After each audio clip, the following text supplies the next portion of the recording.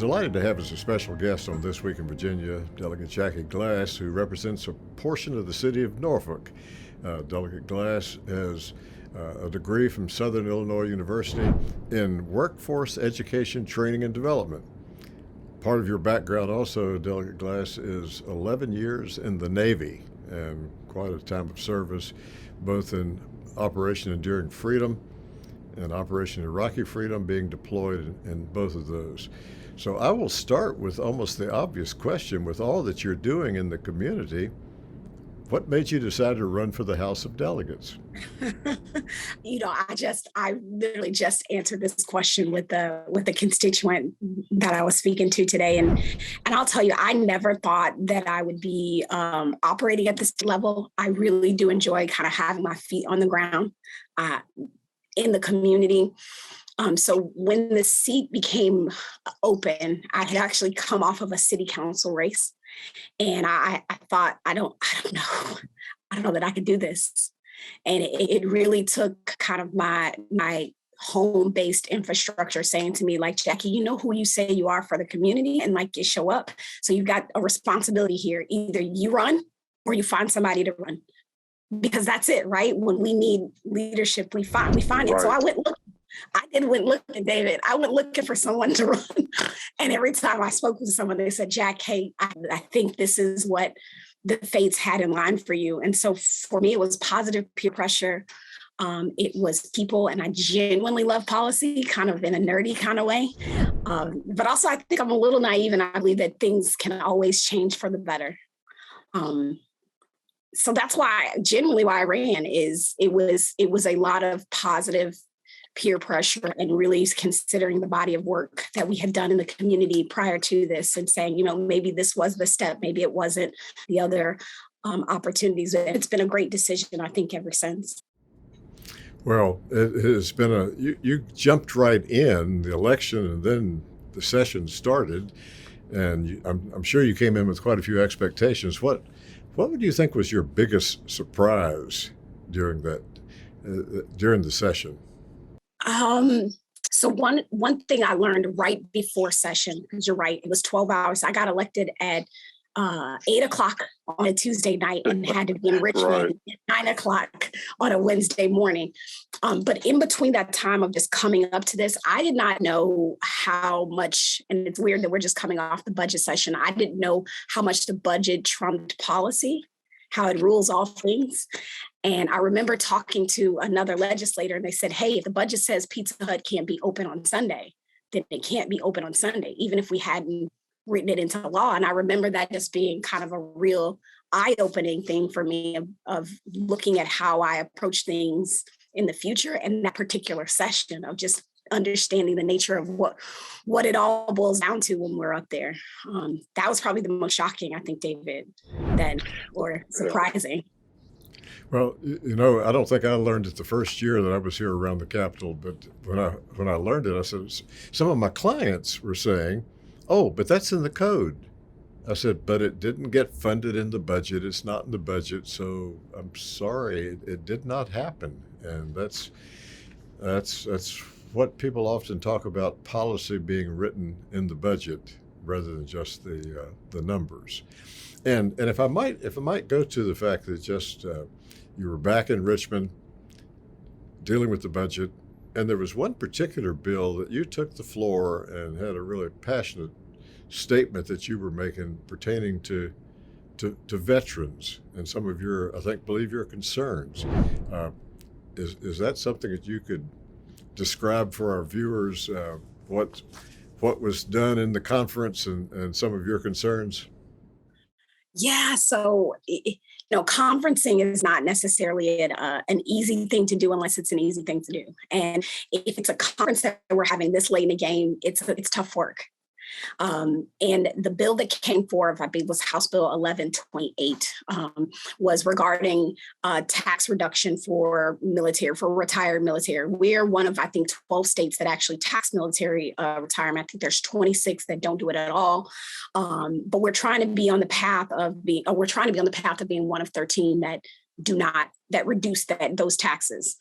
The problem that I found in the compromise, because that's what a conference is. It's not people sitting around a table, having a meeting. It's several people, a handful of people coming together and saying, here's how we can make this work so that we can get past, is that it increased the age requirement for eligibility for veterans being able to get that tax benefit. And when I look at the way of the world right now and the people that are getting out in this economy, like, it's hard. Military retirement isn't something you can live on, which is why most veterans end up with a full-time job after they retire. And they're doing that in their late 30s and early 40s, which is such a blessing, right? But if we're going to be competitive, if we're going to take care of folks, I think we have to understand that we put this high ceiling to be able to give people reductions, but also this even higher ceiling for people to be eligible for it. So who's it actually serve?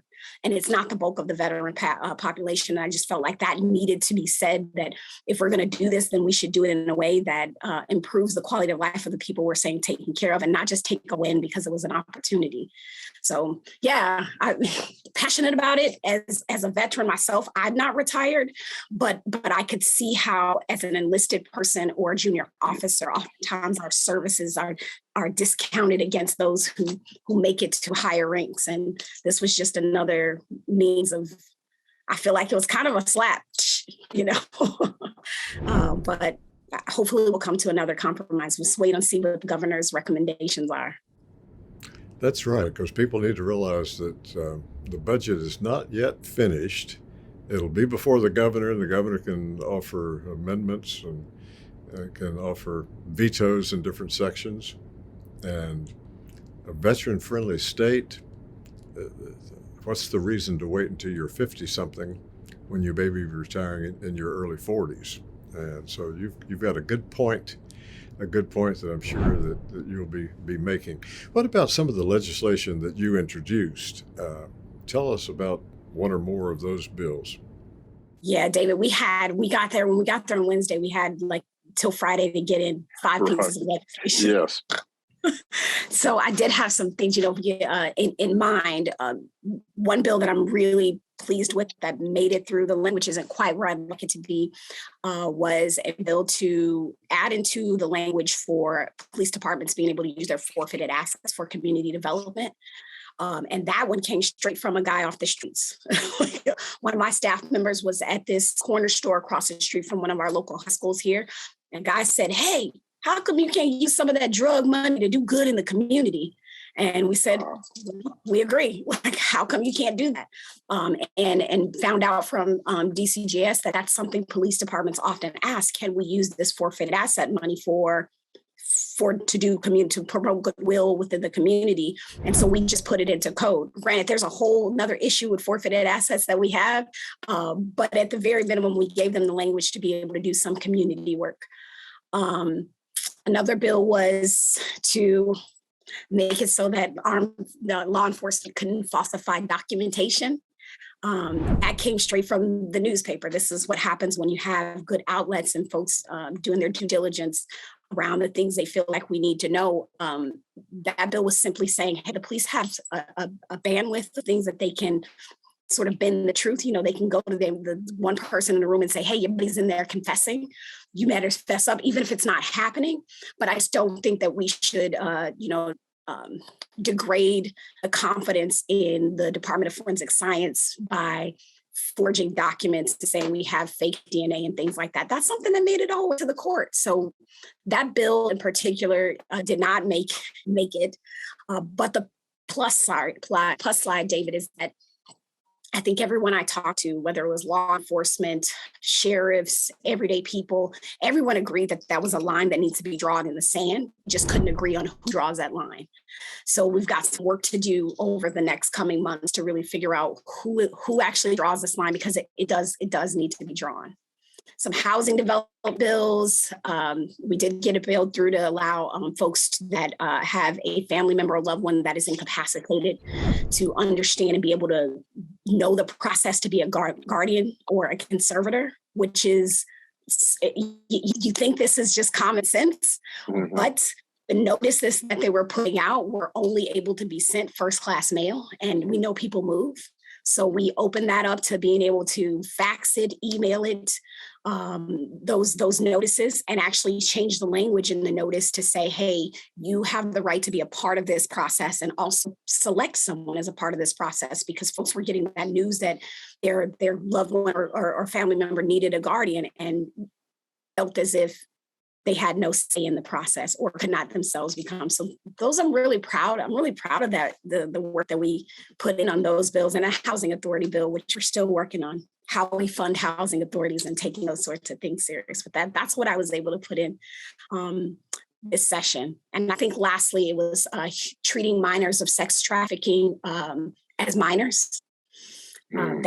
That bill, I actually pulled it because it was not ready. I just don't believe in putting in something for the sake of putting in. As we started to do more research on it, we realized that there's a whole social service piece that we should have been really having conversations about, and with police departments, so that we don't do no harm, right, David? Do a disservice to these young people that are being trafficked and forced to commit crimes, that we treat them again as children of child abuse rather than criminals. So probably come back next year.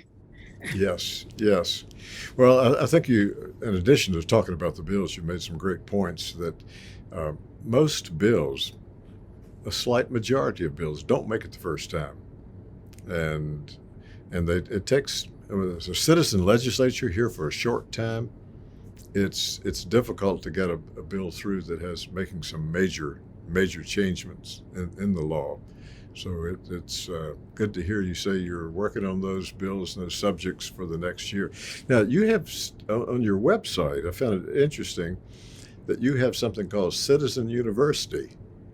And I know some other legislators that do some process of involving constituents, but as you talked about some of your bills coming about by someone on the street saying, hey, why couldn't we use some of this forfeiture money, then what is Delegate Jackie Glass's Citizen University? Oh, it's a fun place, David. I promise you, it's a place where people learn how to engage and also feel like they're part of the process. I decided to do a Citizen University, one, because I feel like an educated electorate is helpful to me in accountability, but also in being of service. I'll tell you, I get often people say, Jackie, you're doing such a great job. You're doing so good. And I'm like, what am I doing? And they're like, I don't know. I don't know. So Citizen University does several things. It is going to teach, we've taught folks how the bill process works, giving them a really inside peek into what Richmond looks like, how do committees work? How do I get assigned committees? What's the life of a bill? Like really respecting when something comes into a law, it's had a long life. It has had a long life to make it to where it is, but then also helping citizens lower that barrier of entry. Because I've had folks say, "Hey, I didn't want to email you because I'm not really good at email," or I didn't think it all, process it all the way through. And so I teach them, hey, like oftentimes these bills, it's an idea. There's some really amazing lawyers out there that help me form this idea so that it makes sense for the code. You don't worry about that. I don't care if you stopped writing at third grade.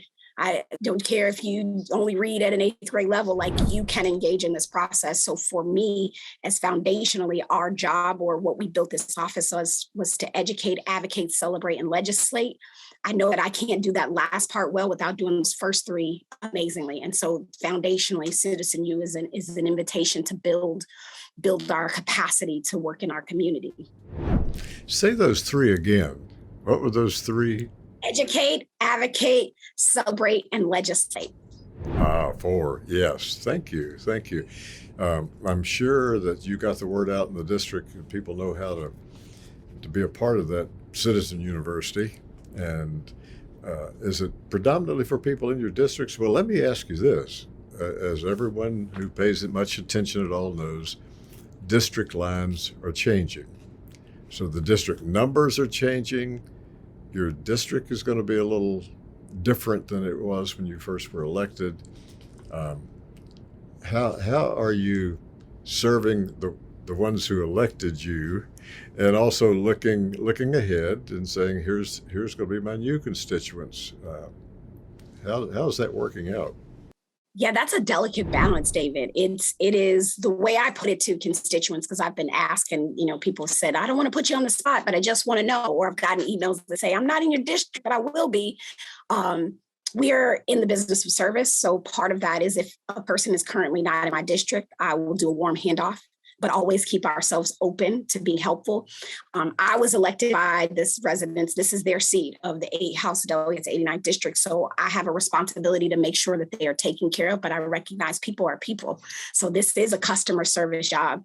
So while I am looking forward to the new district, which is for us will be the 93rd district, looking forward to that, I'm hopeful that the people in that district see the good work that we did for the people of the 89th and say, we'd like that here as well. But that also has been an education piece. Part of what we're doing this morning, I had a phone call with my team. We're just talking about how we're going to be able to talk to folks about redistricting, because folks in our area have started to get their little cards in the mail saying their precinct is updated and are asking a lot of questions. So we do have a responsibility to sort of be a part of that, whether it's in conjunction with, in tandem with, or, off to the side of our Department of Elections, to ensure people understand what's happening, why it's happening, and what it means to them. Tell our viewers about the committees you serve on. They're coming in at the last minute practically, and the speaker makes appointments. There probably were not a lot of options available, but what committees are you serving on in your first term? Yeah, I got great committees. At least I feel like I was able to get two. So I was on election and privileges, which I absolutely was ecstatic about. One of the only committees that I had ever testified in as a private citizen. So elections and privileges, and then communication technology and innovation. And I said, I wonder why I got put on that. I imagine because my, life in the military, I was a cryptologist. So maybe that's why I got that, where we deal with a lot of cybersecurity and bills and things like that. So I enjoyed both of the committees. Well, it's great because as people know, that's where the real work gets done on bills. And if they either die in the committee or they get out of the committee, and then the battle goes on. So, yes. A lot of people don't know that, David. That's a part of it. Is that when I was explaining that process of the life of a bill, people were like, wow, and so you get a deeper appreciation for what it takes to get a vote on it. It's what it takes to get it's eye-opening, but you're doing a great job at educating as well, it sounds like, too. Well, thank you. And for people, as they're in your citizen university or as they're learning, in 60 days, and as some people don't know, that includes every Saturday and Sunday, even if you're not in session. So it's not 60 days of being active in session. It's 40 some, and to get it all done in that time, then it's a real challenge. It can be, but I'll tell you, using those Saturdays and Sundays, at least I learned this is the first year. So it was definitely of learning, how do I use my time? Time management is a huge piece of being successful.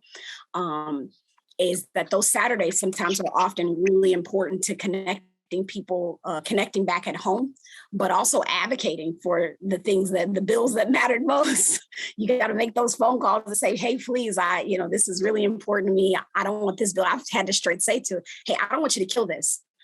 Help me on a Saturday or a Sunday. Help me make this great so that we can get this past the finish line.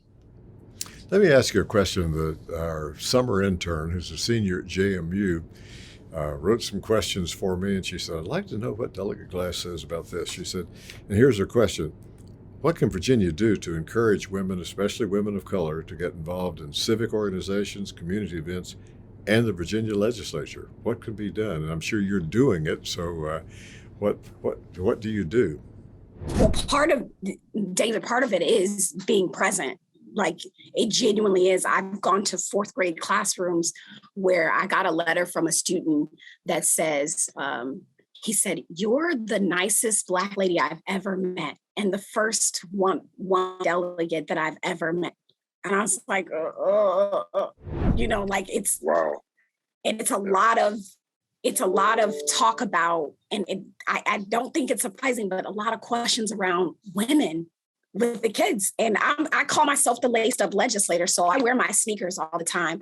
So I think that there is a relational piece that we have to have with women and being able to show up on a spectrum. Because to be quite honest, being a younger, I put that in quotes because I am in my late 30s, being a younger woman, there is a lot of pressure to show up as what is considered traditional, right? And so I think when women, or when people pretty much are getting involved in these civic activities, the bar is often determined by the culture of those activities. And if you're not seeing a lot of yourself, or you're seeing yourself have to show up and compromise pieces of yourself in order to be in the spaces where you should just be welcome, that's a problem. So I think the best way that we can encourage is to walk to the door and walk through it, right? Like, and bring those folks along. And that sounds like and especially with college students, I have a program we'll be starting along with the Citizen University called the College Call-In, where I want specifically young women, and I'm not afraid to say that because specifically young Black women engaging in this process, because I don't see enough of them present. So it's just like David going back to the veteran pieces. It's hard to take care of people and hard to see people in policy when you don't relate to them. And so it's really important to have a veteran there. It's really important to have women. So I would tell her to listen here, like, you can start with our office. You can start that it is an opportunity, walk into the door, subscribe to look for 3 civic organizations in your own backyard and choose one. We just have to make the barrier of entry lower and push. It's the push. Thank you. One of our other questions was, what do you think is the most pressing issue in your district? What's the most critical issue? Well, there is a critical issue. It's in tandem with another. For us, it is gun violence, right? Have indiscriminate shooting that has been happening in our neighborhoods that makes people not feel safe. And I say the word safe, knowing that is defined very differently from community to community. And that's the basis of making people be able to feel like they can engage, is that sometimes when you have things like, indiscriminate shooting, you have people lose hope. Nothing's going to change. This is, or extreme anger and not knowing what to do with it. But hanging right there with gun violence is evictions. The JLR put out a study maybe a year or so ago, and we were in it for evictions. We're number 7 in the country for eviction rates. There are neighborhoods where you're 4 times more likely to foreclose. And so I think we've got some really good opportunities now, recognizing that I'll be Jackie Glass forever, but Delegate Jackie Glass has a lot of access to different resources, people where we can ask the most intelligent questions and bring people to the table to sort of look at how we get closer to asking better questions to get better solutions on both of those things. It's a yes and for me on. If after your first session, you could wave your magic wand and change one thing in the process of what happens in the General Assembly. I'm not talking about changing a law, changing a process. I've asked some of the other new 18 that question, and you may have more than one thing that you would say you think would be a good change, because there are changes that occur every couple of years or so to some of the rules, to some of the process. Most of them remain the same, but there are changes that take place. So what would be the Delegate Jackie Glass change that would make the process better?